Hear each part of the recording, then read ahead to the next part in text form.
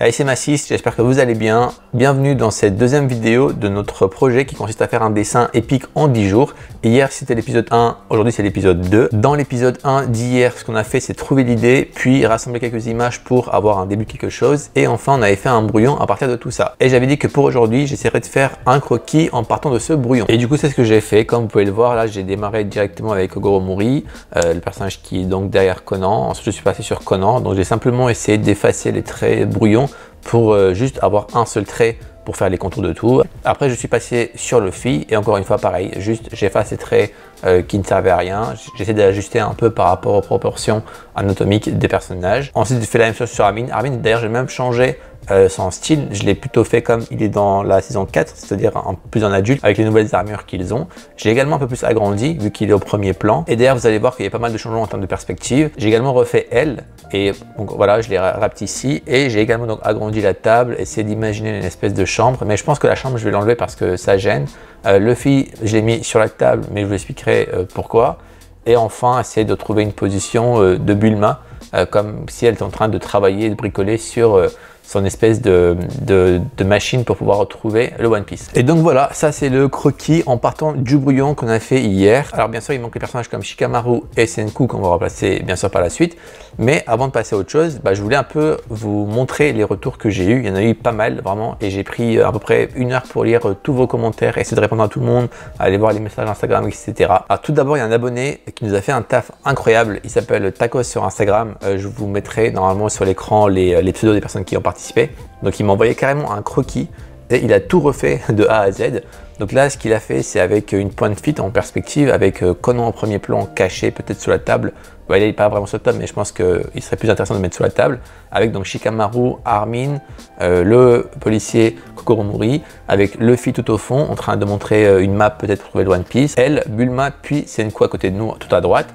J'adore ce concept. Et en gros, sachez juste que dans la description, je mettrai plein de sondages, que ce soit pour trouver les différentes compositions, même avoir des choix de personnages. Donc n'hésitez pas surtout à aller checker la description si jamais vous voulez participer à ce dessin et pouvoir répondre au sondage. Du coup, un grand merci à toi, Tacos. De toute façon, avec un nom comme ça, tu pouvais que nous faire du lourd. Ça va surtout nous permettre d'avoir d'autres visions de notre dessin et peut-être, pourquoi pas, nous influencer sur notre dessin final. Et sinon, il y a également l'abonné Sky.14a qui nous a envoyé un croquis. Bon, le croquis, il n'est pas terminé.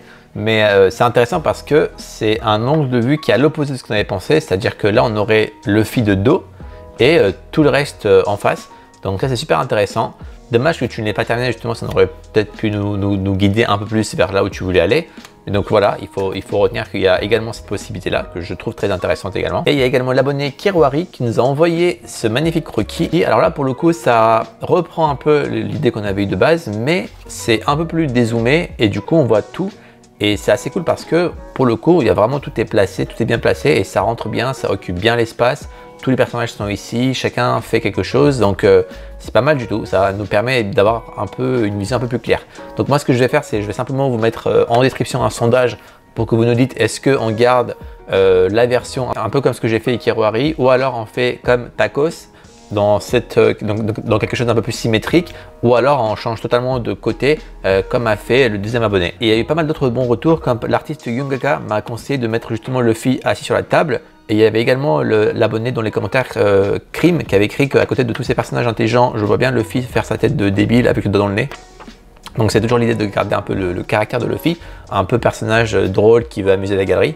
Donc c'est pour ça que moi je le verrais bien, donc assis, en train de faire n'importe quoi, peut-être avoir une bouteille de bière dans la main, tout en montrant la carte, peut-être pas montrer ses yeux, enfin ça on verra plus tard, mais donc ça sera un peu par rapport au personnage. Et tout récemment, il y a juste 1 heure, il y a eu une très bonne proposition de la part de Sanjit Draw. Il a dit que ça pourrait être cool de relooker les personnages intelligents en mode pirate pour être dans le thème de Luffy. Et ça c'est super stylé comme idée.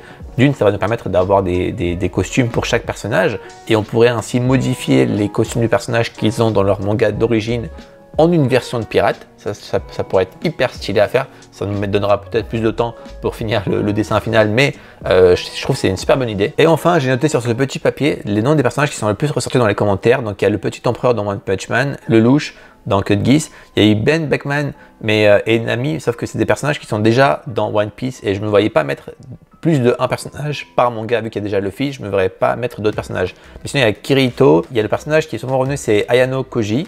Il y a également William James Moriarty. Il y a Nezu, le directeur de UI dans My Hero Academia. Il y a Rei et Norman. Alors ça, si je les mets, je verrais bien peut-être faire un coin d'enfants avec peut-être Conan, Rei et Norman.